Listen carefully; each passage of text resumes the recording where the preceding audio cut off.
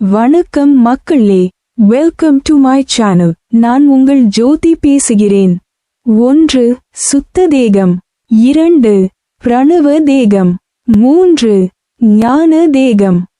சுத்த தேகம் என்பது ஞான வேள்வியினால் தவக்கனலால் வேதிக்கப்பட்ட தூல தேகம் தன்மை மாறி மல ஜலம் வியர்வை சாயை முதலியன நீங்கிச் சுத்த தேகமாக மாறும்.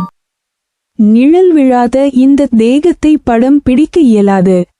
வள்ளலாரின் நிழற்படம் இல்லாமல் போனதே இதற்கு நல்ல சான்றாக்கும். இந்த சுத்த தேகம் தோன்றும் பிடிபடும். மேலும் தொடர்ந்து செய்யும் தவமானது மேலும் கனலால் வேதிக்க இந்த சுத்த தேகமானது பிரணவ தேகமாக மாறுகிறது. இந்த பிரணவ தேகம் தோன்றும் பிடிபடாது. முடிவாக ஞான தேகம் பெறும்போது தேகம் இருக்கும். ஆனால் ஊன கண்களுக்கு தோன்றாது. நம் கண் அறிவான பார்வை அறிவு சாதனா சகாயத்தால் நுண்ணறிவாக மாறினால் கண்ணுக்கு தெரியாத ஞான தேகத்தையும் காண இயலும். இதுவே வள்ளலார் பெற்ற நிலை. ஞான தேகியாய் வள்ளலார் இருக்கிறார். இதை வள்ளலார் பல பாடல்களில் உறுதி செய்கின்றார். ஆடுகின்ற சேவடிக்கே ஆளானேன் மாளாத யாக்கை பெற்றேன் கூடுகின்ற சன்மார்க்க சங்கத்தை நடுவிருந்து குலாவுகின்றேன்.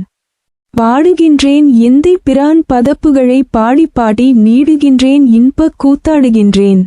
எண்ணமெல்லாம் நிரம்பினேனே, காற்றாலே புவியாலே ககனமதனாலே, கனலாலே புனலாலே கதிர் ஆதியாலே, கூற்றாலே பிணியாலே கொலை கருவியாலே கோளாலே, பிறவியற்றும் கொடும் செயல்களாலே வேற்றாலே, எஞ்ஞான்றும் அழியாதே விளங்கும் மெய்யளிக்க வேண்டுமென்றேன் விரைந்தளித்தான் எனக்கே ஏற்றாலே.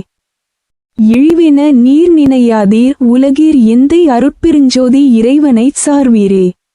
இந்த பதிவு உங்களுக்கு பிடித்திருந்தால் like and share, please comment. அருட்பெருஞ்சோதி அருட்பெருஞ்சோதி தனிப்பெரும் கருணை அருட்பெருஞ்சோதி.